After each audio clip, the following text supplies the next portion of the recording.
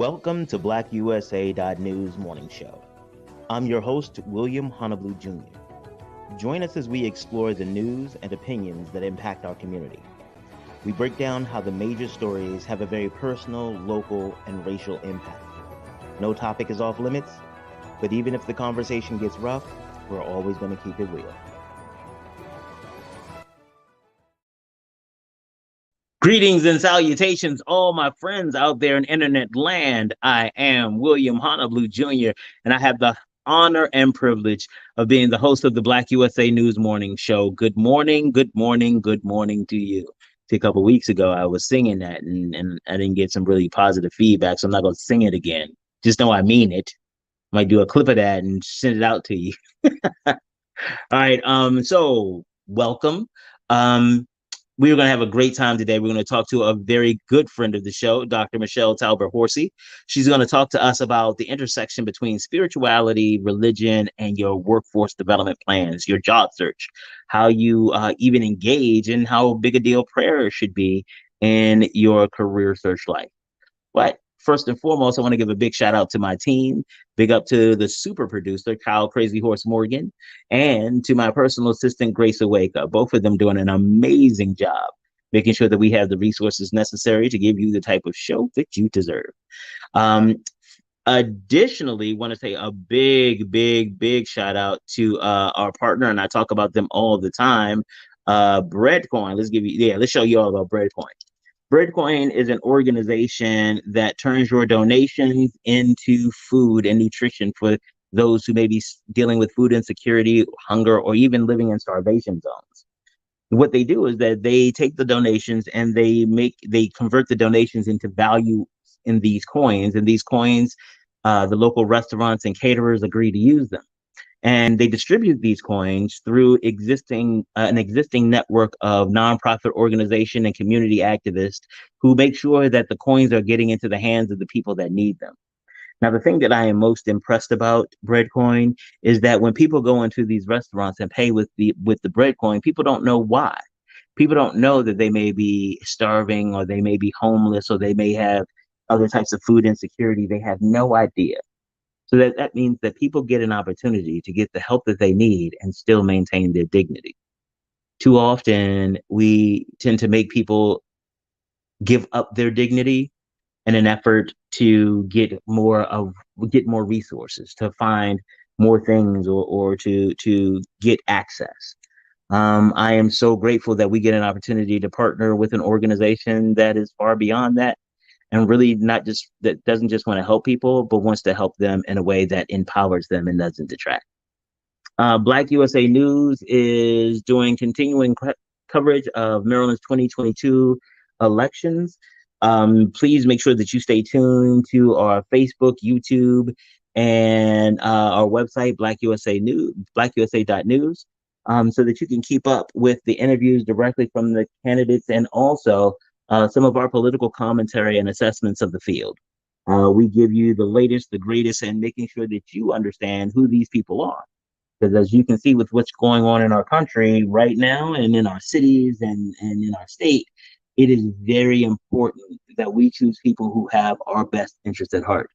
Not the ones who come from a great family name or come from, have popular name recognition, but those who are going to do the work and improve our lives, improve the quality of life that we have in our community. So it's really important that we stay informed and we do the right thing. So make sure that you stay with Black USA News for additional coverage. And last but not least, I love talking about Darker Than Blue Grill. Darker Than Blue Grill is located at 413 North Charles Street in Baltimore, Maryland.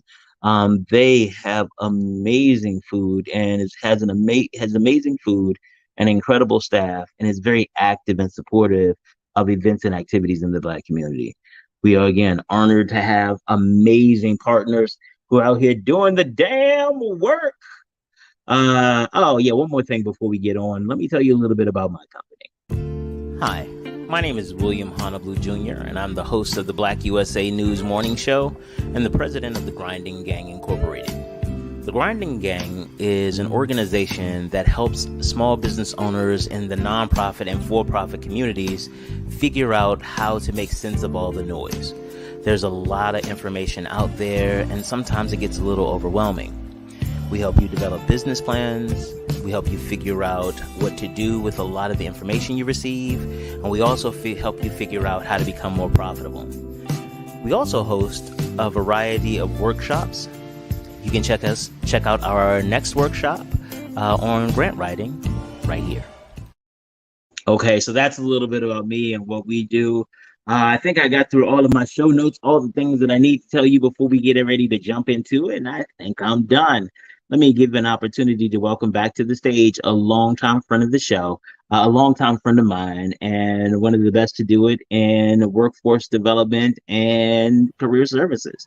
Hey, Dr. Talbert-Horsey, how you doing? I am doing well. Thank you for having me on again. Absolutely, absolutely. When you have good people, you make sure that other good people get to hear from them as often as possible. And so I'm really grateful that you have come back and are going to grace us and really have a more a different type of conversation about the job search. Because while spirituality is a really big deal in the African American community, a lot of times I don't hear people talking about spirituality in the design of their job search or their job search plan, except that I'm going to pray on it. You know, that kind of, all right, well, let me just go ahead and pray on it every night or lay it on the altar or one of those kind of, and again, not to diminish that, but one of those things that are more cliche-ish or tropey as opposed to really digging into the spirituality and letting that guide the work that you do. So I'm actually all excited about talking about it today. But before we get in, there might be some people who are not familiar with you. They might not have gone back and watched every show we've ever done, which I absolutely suggest that you do. They're amazing. It's amazing work. But tell them a little bit about you in case they don't know you. Okay. Well, my name is Dr. Michelle Talbert-Horsey. I have a master's degree in cross-cultural community counseling and a doctorate degree in educational leadership. By trade, I am a career services director and been a director for 11 years. Mostly in 2-year institutions, but I've worked in 4-year and 2-year institutions. I've also worked as an academic advisor and an academic crisis intervention counselor with academic TRIO programs. Big up the TRIO programs. Woo-hoo. Love me some TRIO programs. Really helped me step up my game as it pertained to my research capabilities in the McNair program. So, you know, I love big up to the TRIO program. All right, Doc. So tell us a little bit about. I know you've written about this a little and things like that, and you've spoken about it to your students and lectured about it. But tell us a little bit about your perspective on the place that spirituality should fit in a job search or your career plan. Well, I think when you're looking for a job, oftentimes people say, pray on it and it'll come to you. Mm-hmm. And I have always been one that's wondered, what's coming to me exactly? Okay. Am I praying for a specific job? Am I praying for experiences? Because when you look at a job is really a lot of experiences put together that you've gained skills from. And so when you're looking at a job posting, it's a bunch of skills, right? But in order to have those skills, you have to have been able to have those experiences. Okay. So what I have learned is that when one is praying, is to pray for discernment and to pray for, so you can kind of weed out what you want versus what God wants. Sometimes they're not necessarily the same thing. So when you say, and there's a lot of times that people throw around words and we'll find out later that people thought you meant one thing when you meant something else. So there may be some people who are not clear what discernment is. So tell them what you mean when you say that you need to have a level of discernment. What I mean by that is you have to be able to be clear on what it is that you want and what it is that you're asking for. When I was praying, I will put myself out there, Mr. Honorable, if you don't mind me sharing my personal story. So my personal story was I always wanted to change tracks and get into a different job, get into a different field. So when I prayed, I pray for a specific job. I want X job doing X thing. And what I learned through, and I wasn't getting it. That's the thing that got me. I was like, I'm praying, I'm putting in the applications, I'm doing the work, but I'm still not getting what I want. But what I was also not, well, I was kind of asking for was what I knew that I wanted to work with students. Mm-hmm. I wanted to work with students. And that really should have been my prayer was give me some more experiences, some differing experiences where I'm working with students, as Gotcha. opposed to put me in a VP position. And you know what's funny that you mentioned that, and so I know that everyone who listens to us isn't a Christian by training or by faith, but whether you're talking about Allah, the universe, spirituality, or whatever, um, I think your point is still the same: is that you can't just rely on manifestation as a concept to bring things to you. You still have to allow that manifestation, allow those prayers, allow those meditations, allow those chants to guide your activities, and allowing your God to, or allowing God to be the guide of the walk, not looking for the genie to come in, like Barbara Eden back in the day. For those of you who don't know, that's I Dream a Genie, or the genie in Aladdin for the rest of you all. And I don't know who the more recent genies are, whatever, but that's not what any of the gods are. The time that, when you look at comparative religion, the time that gods have done that have been extraordinary.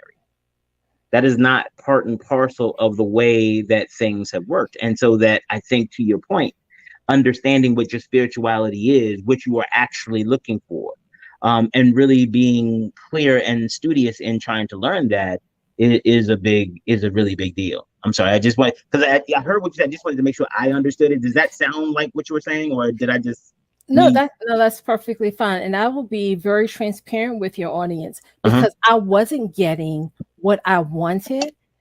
I was atheist for a time in my life. I was agnostic for a time in my life Uh-huh. because I was like, this Christian stuff isn't working for me because Mm. I'm praying on X. I want a VP role and I'm not getting a VP role. But one of the things that I had to realize again was understanding what I wanted was not maybe not necessarily aligned with what God wanted me to do. Uh-huh. Uh-huh. And so I Uh-huh. had to learn to discern what he wanted from what I want and Wow.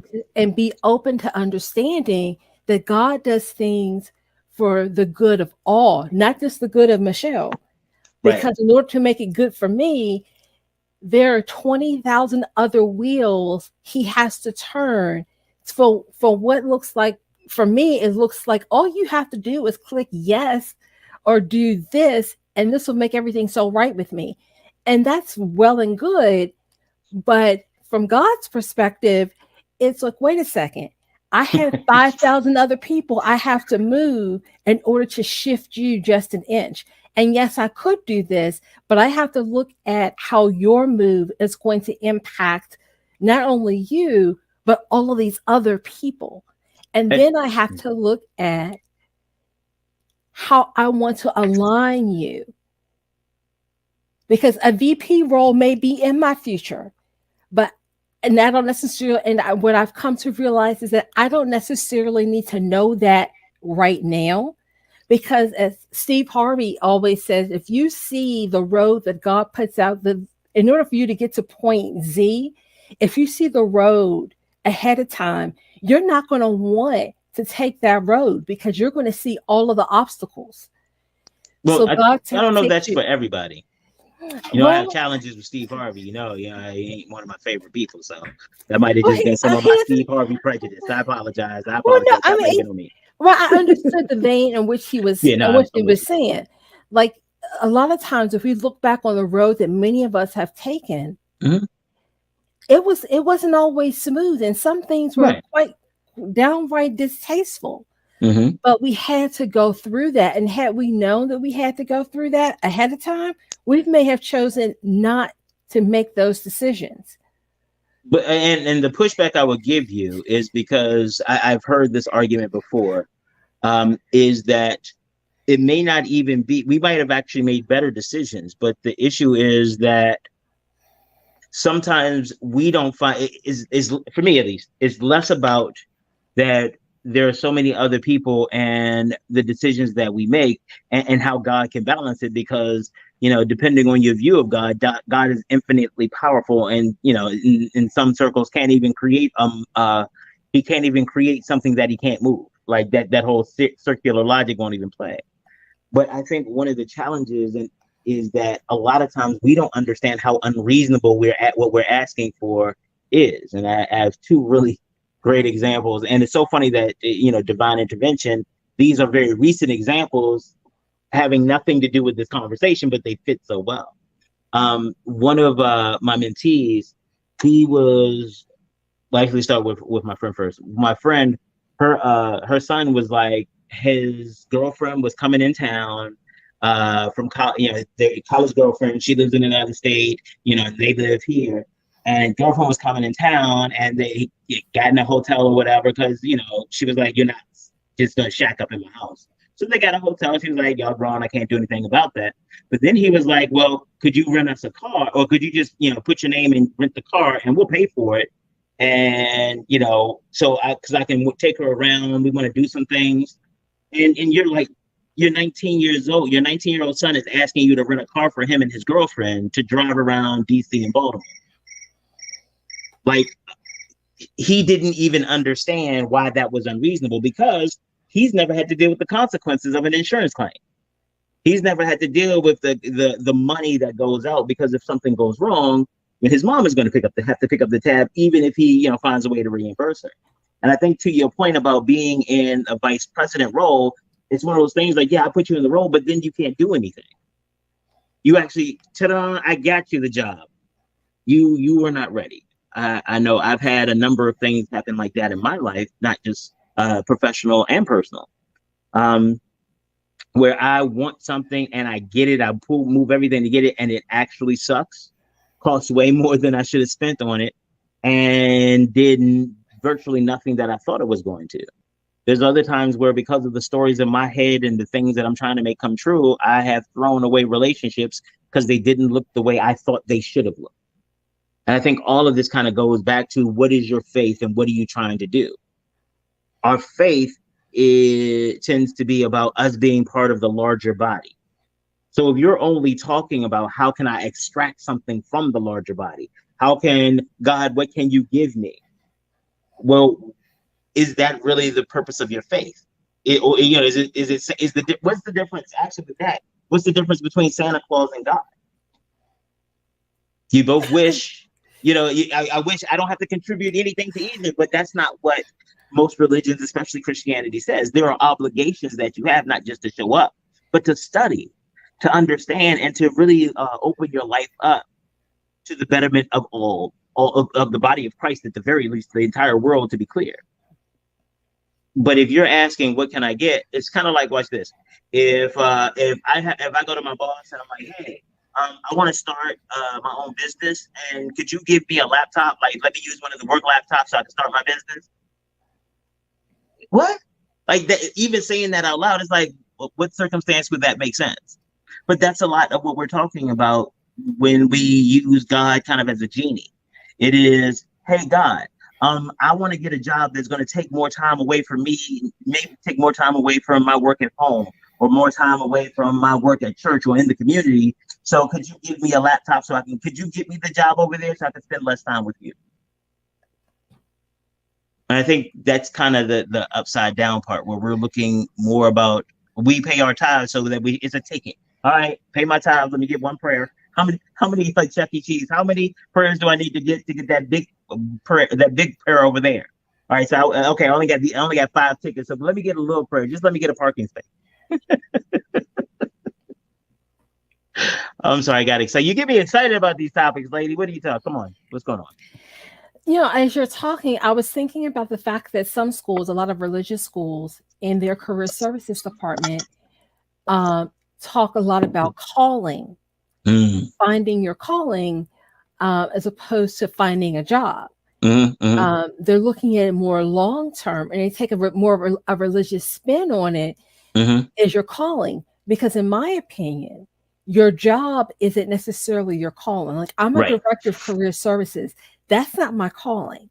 My calling is to be of service in a very specific way, which right. is to educate students. Now, I'm educating them. I'm not a teacher necessarily by Yeah, training, yeah. but I am a counselor, but I do teach. Like, I do Mm-hmm. teach people how to find jobs, and I do Absolutely. teach people about themselves so they can better themselves and they can find the type of employment that they want so they can support their lives. Mm-hmm. But I think it's important too for people to think about, what is my calling? Yes. And that's a bigger discussion. And even with that, you have to take out, there's that level of discernment. You have to take out all of the other stuff. Mm-hmm. You really have to dig in and kind of think, okay, God, this is what I have. Please lead me in a direction that you want me to go, and give me clues that this is the way that you want me to express this skill. Okay. I think you have to ask, because ask and you shall receive. You have to ask. And don't assume, because some people are like, well, God hasn't sent me any messages. Well, I'm like, well, have you asked him to send you a message?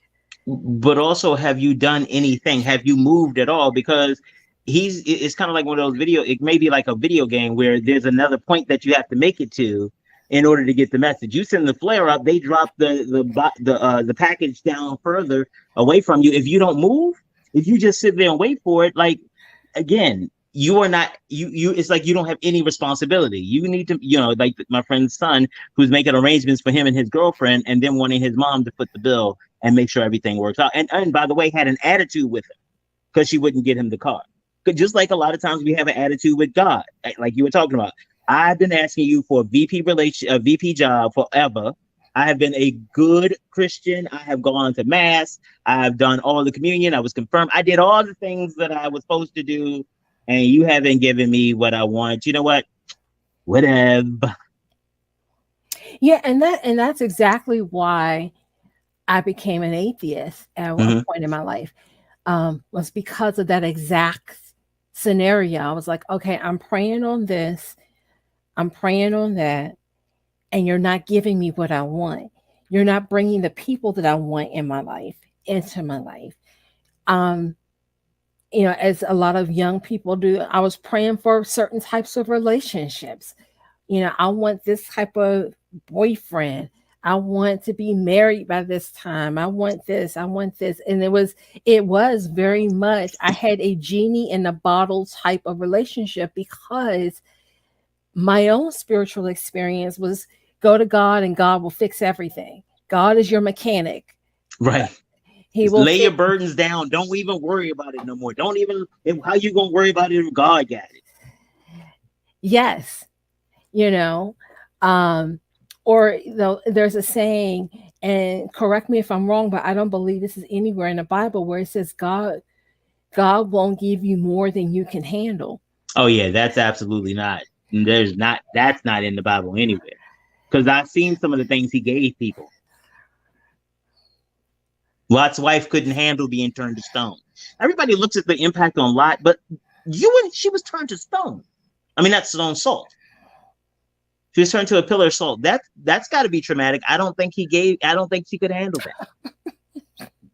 Yeah, that would be traumatic. But it is one of those things that you were saying earlier, like laid on the altar. You know, it's fine. And I'm not suggesting to people that they stop praying or do any of those things. that. Pray, but think about what you're praying for. And as Hmm. far as a job search is concerned, like I said, when you look at a job posting, it's a set of skills. So what God is doing for you, if you don't get X job, What God may be doing for you is saying you need to have more experiences in Mm-hmm. order for you to get X job. So I'm going to set this up for you. I'm going to quarterback this Mm-hmm. so that you get more experience, so that you're comfortable. So when you get the VP position, you can actually do the VP position. Absolutely. Because if I were honest in my heart of hearts, I would love to be considered Dr. Michelle Talbert-Horsey, vice president of blah, blah, blah. But Mm-hmm. am I ready for that right now? Right. Probably not. Will I ever be ready for it? I hope so. But Right. the only thing I can do, the only thing I can control is to say, God, you know what? This is my heart's desire. If this is what you have in line for me, help me to get the skills that I need in order to be successful in X position. To- Yeah, that is a vastly different prayer than help me get a job, because it really goes to kind of digging into uh, help me get myself together. And I like the way that you phrase that, especially because it focuses again on our partnership and making it happen. It's not again, well, I've decided that I want to be a VP. Well, I decided that my girlfriend's coming up and and we need to go to DC, Baltimore, and maybe up to Philly. So you need to rent a car. What you were talking about first, the way that you were engaging God was kind of like that. It's like, I've decided that VP is what I need. And boom, go ahead and give me that VP role, and what's wrong with you. And it really sounds like as you started to reflect more and really get a sense of what's going on, it was like, okay, thank you, because probably would have got high, crashed the car up, and killed both of us. So thanks, mom, for not letting me go out. I mean, no, I'm sorry, I don't want to put our son out there, make people think he does that. He doesn't do that. That's fine. But you know what I mean? Like, when you get wisdom to have the discernment, you start to understand. Is that a accurate? Am I understanding you yeah. correctly? Yeah, Okay. you have a completely different prayer. And I will tell folks there was a time, and you're aware of this, where I wasn't working. And I was like, what am I going to do? What am I going to do? I'm not working. And I was anxious. And I was looking and I was applying and I was looking, I was applying and doing different things, and nothing was coming through. But I also believe that God sends messages Mm-hmm. Mm-hmm. through to us through other people. I Mm-hmm. think He sends messages in ways that we will understand. At least Mm-hmm. that was Mm-hmm. my prayer, was to Mm-hmm. please send me, because I'm like, you have to, if there's an open window, I was like, God, you have to point the window out to me, highlight that, tell me Bing, which bing, bing, bing. exactly, because I'm missing the message Mm-hmm. apparently.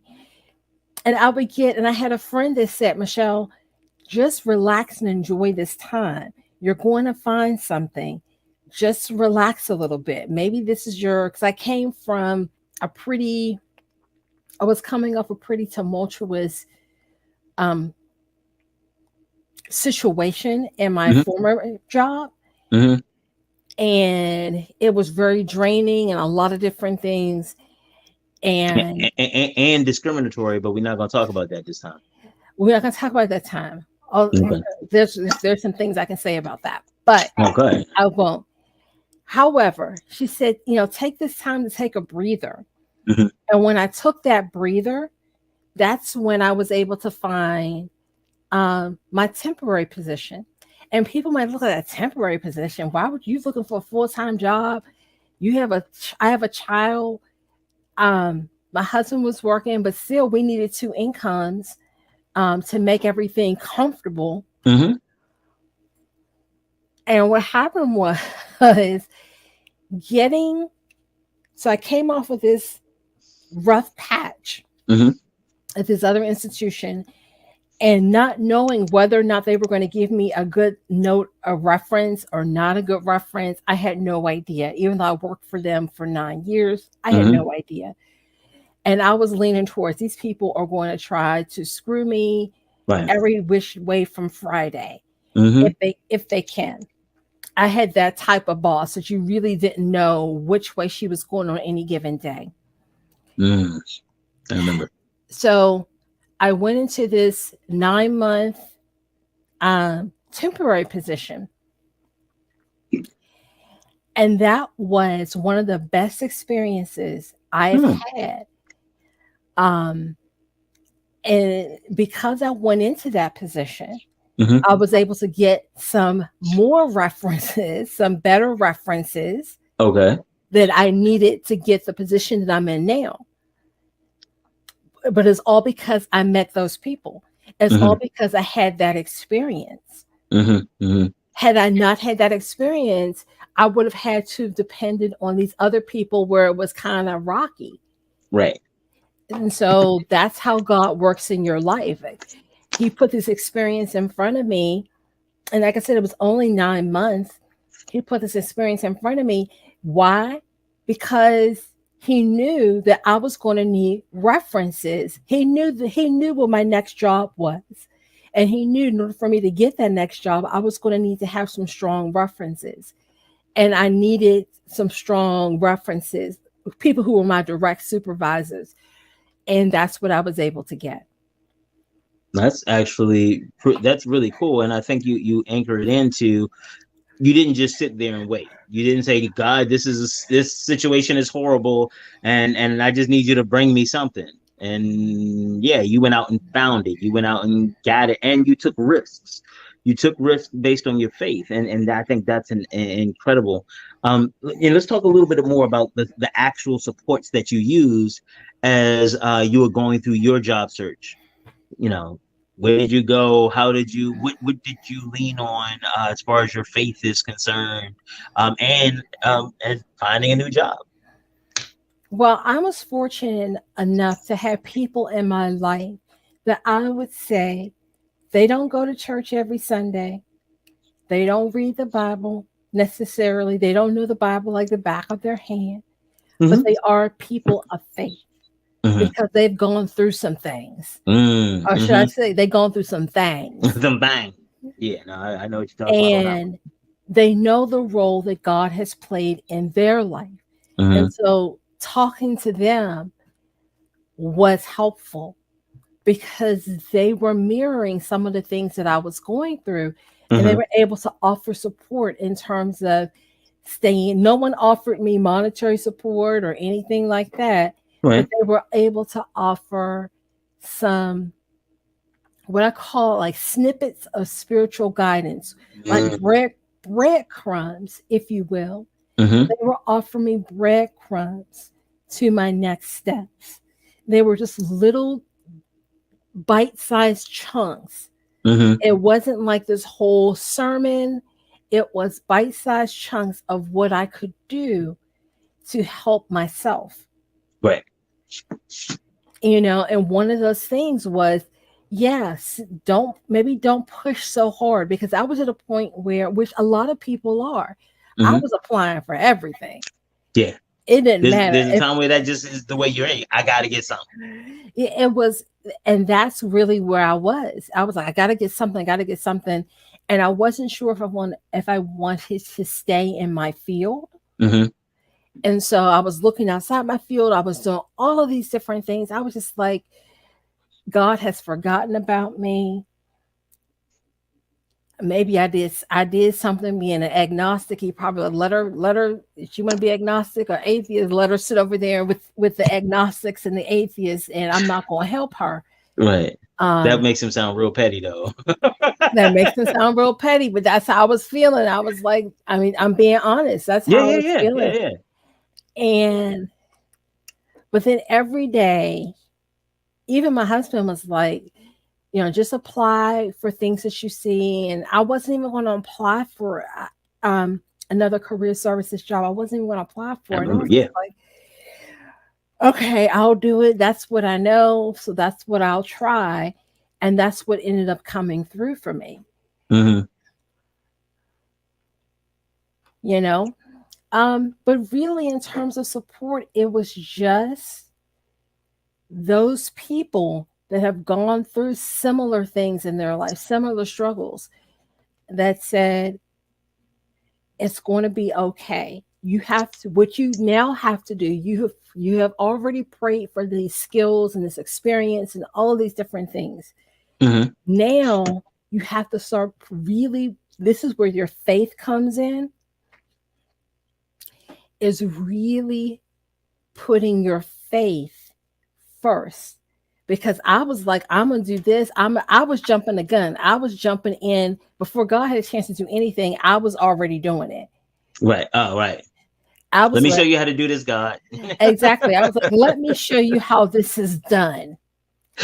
You know, I was like, let me show you how this is done. Um, but I didn't need, but I really, sometimes you just sit back and you don't, as we used to say years ago, you're doing too much.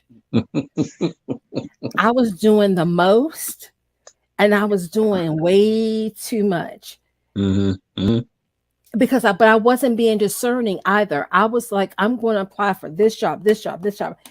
And it wasn't even necessarily based on me wanting to build a certain skill. It was like, I need to find a job. I need to find a job, any job. It doesn't matter. I just need to find something. But I think God decided differently for me and said, no, I'm not going to have you leave that field that you say you're tired of.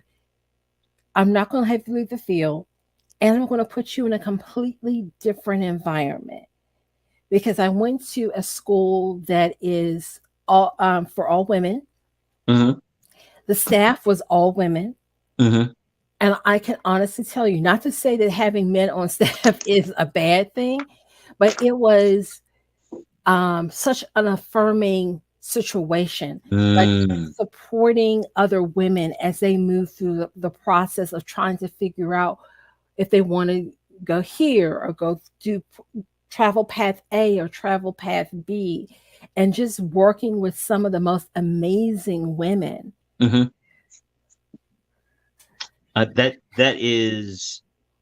That experience sounds like well, for those of you all who weren't here, you should go back and check out Dr. Talbert-Horsey's appearance during the month of Black Women.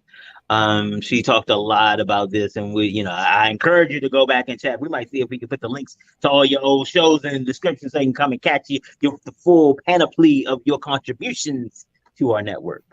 Um, and one of the things that I think you have touched on in a very interesting way is that this intersection between faith and finance, where to move in faith is to seek to be more aligned with whatever your spiritual or denominational requirements are.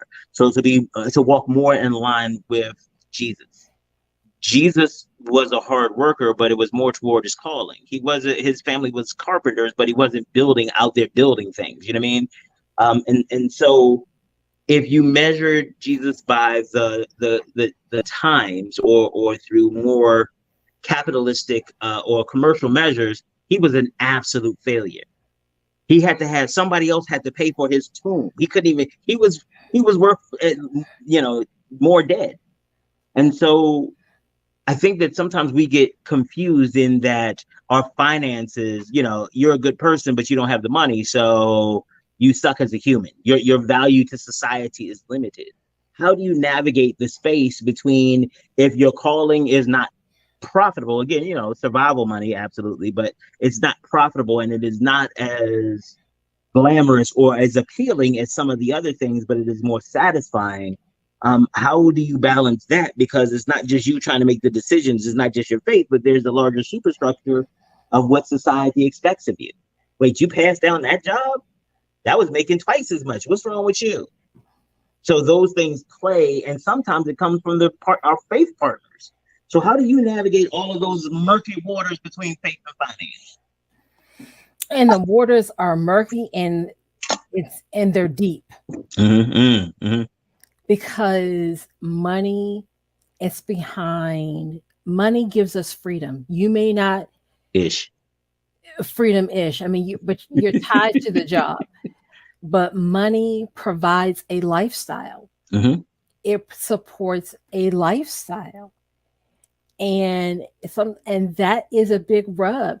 And that's something that we see a lot in career services, but we don't use the term calling, we use the term passion. Someone Ah, else may use the term follow your passion, right? gotcha. I like the way Um, you secularize that, flipping it back and forth. I see you, well, government yeah, worker.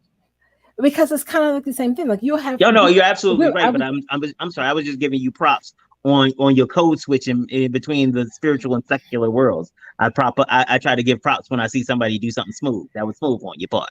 well, thank you. Um, Oftentimes we have students come in and say, I'm going to go into business since I know that's your area, Hmm. that you're an expert in. I want to go into business because I'll always have a job and I'm going to make money, but then get into business and they hate it. Or, and this is your listeners may or may not agree with this, but I'm going to say it anyway. There's this strong push to push BIPOC students into STEM careers. Hmm. The challenge with that is that not every BIPOC student wants a STEM career. Hmm. They may want business, or they may want psychology, or they may want art history or something else, but Hmm. everyone around them is saying no, you have to be a scientist or an engineer or a mathematician. But for some students, that's not their calling. Hmm. Their calling is something different. Now, your question, how do you navigate the water of spirituality and finance, Yeah. especially when you're looking at a career that may not pay as much as what you? Well, I think that's when you have to look at the lifestyle that you want to lead. Hmm. I had a student once, and I may have shared this story on one of my other segments. A student, he came in with his girlfriend. His girlfriend was a social work student, Hmm. and he was applying to law school. And they were talking about, his girlfriend was trying to get him to understand that he was going to have to work longer than 37.5 hours, which is considered full time in some places. Aw. Um, Work, but he was thinking, I'm going to make six figures and work 40 hours a week. And she was like, no, you're going to have to work longer hours than that. And he was like, yeah, but I want this house in Seven Springs. I want a cabin. Seven Springs is a mountain resort, for those of you who don't know, in southwestern PA. And so they came to see me. And so we're talking, and he mentions this resort idea. And I said, that is a fantastic idea. Get a cabin. She will be enjoying the cabin on the weekends. You, however, sir, will be working to pay for whatever lifestyle you want to have. If you want to have a Mercedes or a Beamer, whatever. And I'm not saying those things are bad, but you They have to, cost. but they cost. And you have to look at realistically the kind of lifestyle that you want to have and the kind of work that you're going to have to do to maintain that lifestyle. Like I mentioned, I want to be a VP. Well, I also know, I know me, and I like my weekends. Yeah. So I don't like answering emails at 8 o'clock at night or 9 o'clock at night. I like sitting at home on the weekends or in the evenings watching reruns of the Golden Girls at 8:30 at night, eating my dinner. Big up Sophia. Big up Sophia. Well, picture it, Sicily, you know, picture it, Philadelphia. I Oh, mean, that's the new joint. Picture. Okay, I'm with it now. Go ahead. but you have to look at the reality of what it is that you want to do, the lifestyle that you want to lead, and how those two mesh together. Now, I read an article many years ago. A lady, she was a CEO of some company, and she said she made peace with. She said, "I like what I do. I Hmm. don't love it.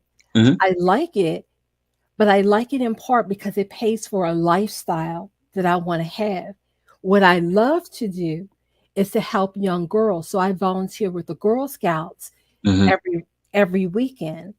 That's where I find my passion. Mm-hmm. That's really what I'm called to do. So it's to work with these young women. Mm-hmm. It's not, I don't find that passion in my job. Cool. Cool. Cool. Cool. But everything is a trade-off. You have to make some trade-offs.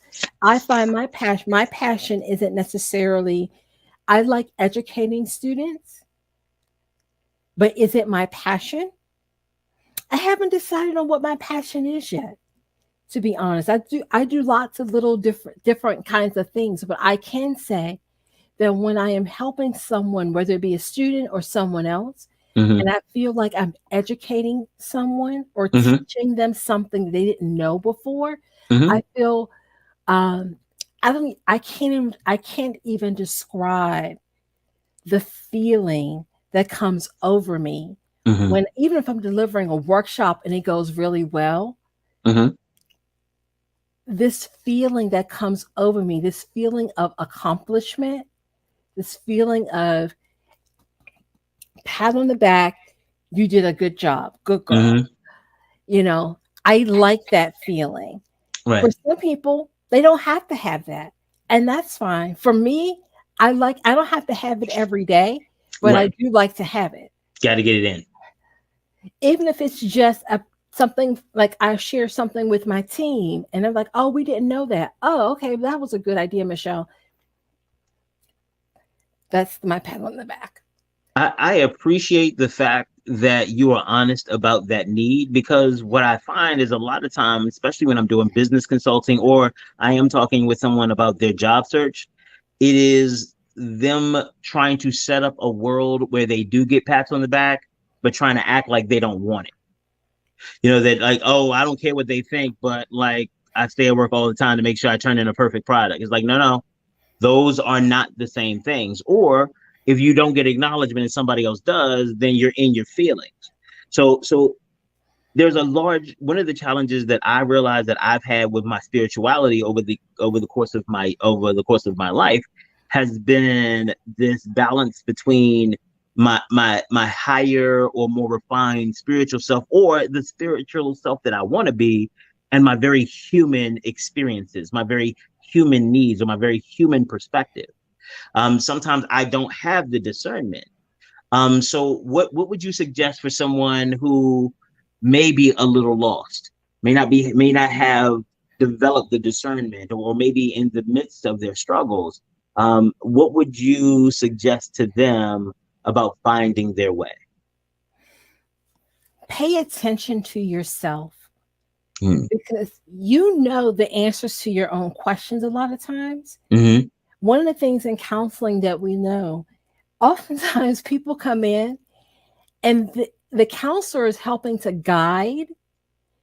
We can't tell you what's right or what's wrong or Right. this and the other, but we can help guide you a little bit. Mm-hmm. But a lot of times people know the answers to their own questions. Just don't want to admit them. They just don't want to admit it, or they don't, or they don't hear it Ah. or Mm-hmm. see it until they speak it. And then when they speak it, they can claim it. Pay attention. One of the techniques I use with my adult students Mm-hmm. is take nothing this big, but take Move it a little bit. like a Okay, there pad you of go. paper. Okay, there we go. Pad of paper. It can be smaller. It can be a smaller piece of paper. Mm-hmm. A little pad of paper. Carry it with you wherever you go. Because things hit you in the most interesting of places. You can be pumping your gas, thinking about how much gas prices, how much your gas is going to cost you. And your mind will suddenly start replaying things. And maybe a discussion, a quote unquote, as I used to tell my students who were going to law school, Mm-hmm. they would come to me and I would help them with their essays. Mm-hmm. And they would come to me and say, Michelle, what am I going to write about? And I said, pay attention to the conversations you're having with people. Because I was like, I don't have anything to say. I was like, you have a lot to say. I said, pay attention to the conversation. That conversation that you had with the person on the bus that you thought was just it's a whatever conversation, may not have been a whatever conversation. That's how God talks to us. And God really talks to us when we shut up. Yeah, it's kind of difficult to hear somebody when you talking. It's difficult to hear someone when you're talking. So get out of your own way.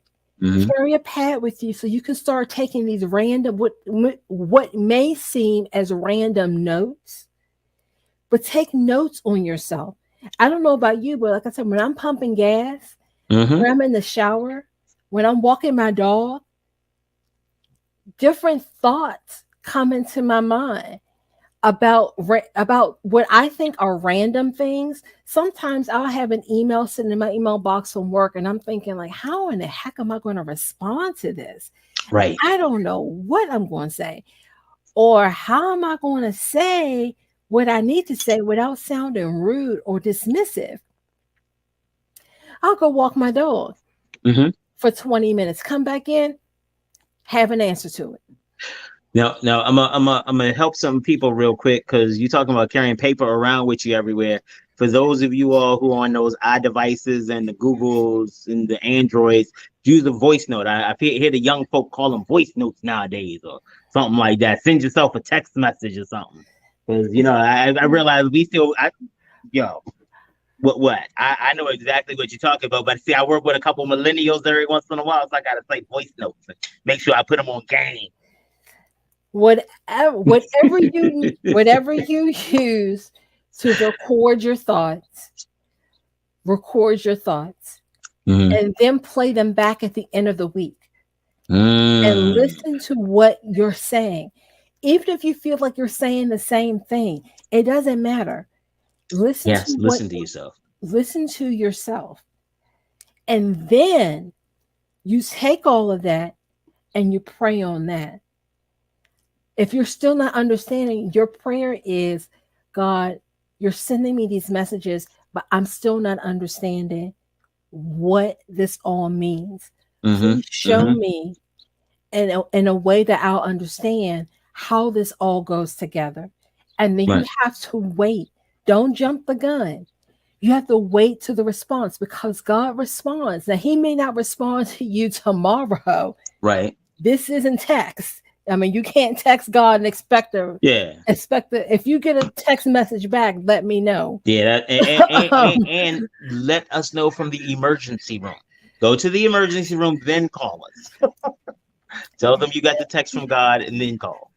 yes, this is not like Bruce Almighty or Evan Almighty. If you remember those movies, yeah, not quite So that. funny. But that's when you have to open up your mind to listening. When people are talking to you, really listen to what they're saying. There are going to be, but I will say this, there are and there will be people that have ulterior motives.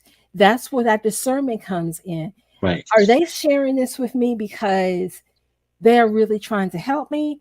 Or are they Mm-hmm. sharing this with me because this helps them? Mm-hmm. And then And you have to, is there a problem with either one of or both of those things being true? yeah, and that's a question you have to ask yourself. Mm-hmm. Life isn't easy. At This all. is it's not, people used to say getting older is not for the faint of heart.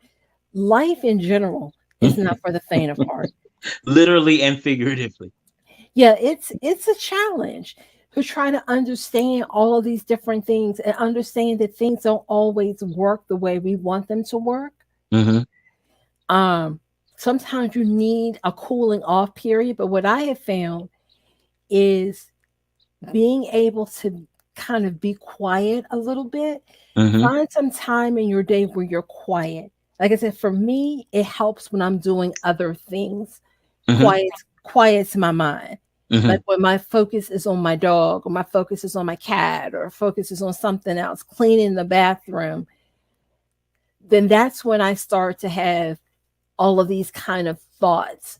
Mm-hmm. And then going back, like I said, at the end of the week, listening or reading your notes about what you have thought about, with Hmm. respect to whatever the topic is, if it's about job search or whatever, and be honest with yourself. I mean, lying is not going to help you.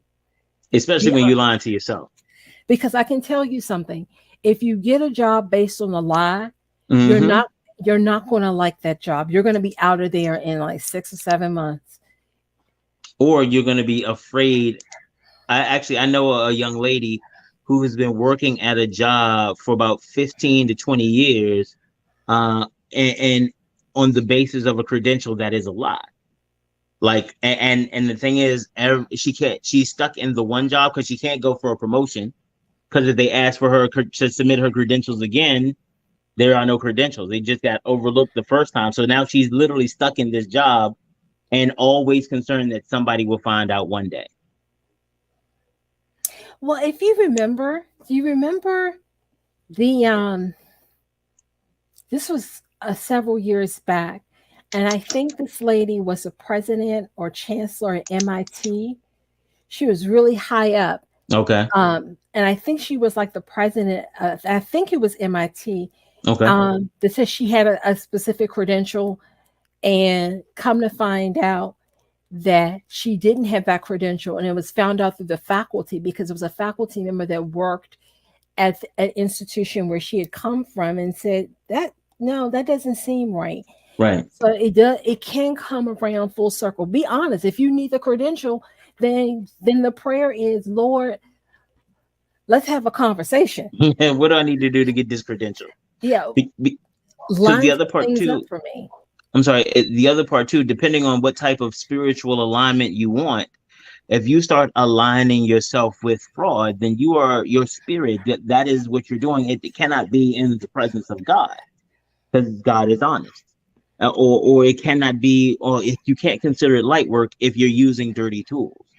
Like that is a real thing. And so I think again, as you start balancing kind of the needs of the real of the physical or the secular world with your spiritual needs, it comes to that balance, is making a decision, listening with the discernment and making sure that you understand what's going on, and then following it, just staying open to the messages that you are being sent. Uh, Yo, we almost damn, we almost out of time already. Woo! That went by fast. All right, Doc, tell them where they can find you, because you got some good stuff to share with the people. Tell them where they can find Yeah, find me. You can find me on LinkedIn, Michelle Talbert-Horsey. Would love to connect. you. Okay, uh, okay, that's cool. I'm sorry, I thought you was going to do a whole thing, but it's okay, it's okay, it's okay. That was all my fault. That was on me. All right, Doc, can we tell them that we will absolutely have you back on again? Sure. I love it when you agree. All right, Doc. Thank you so much for joining us, and I'm looking forward to you coming back and dropping some more knowledge. Sounds good. All right, bye bye. All right, again, ladies and gentlemen, boys and girls, I told you I know dope people, and I am so grateful that the Doc keeps coming back and sharing her talent and her expertise with her. But did y'all see something? The Doc thought she was slick. Now that she gone, okay, now that she in the back. Did y'all know she had the little slick haircut going on or whatever? The Doc came through. I was like, okay, I see. I ain't say nothing while she was there because I didn't want to put her in the spot. But now that she gone, I have to say, look, all sweet with the sweet haircut. Oh, my dope people are amazing. And it has been a wonderful opportunity to talk about spirituality, to talk about how faith and finance actually interact, and to get some really great words of guidance and wisdom and discernment from Dr. Talbert-Horsey. All right, ladies and gentlemen, boys and girls, stay tuned for our next show, and we will be black then.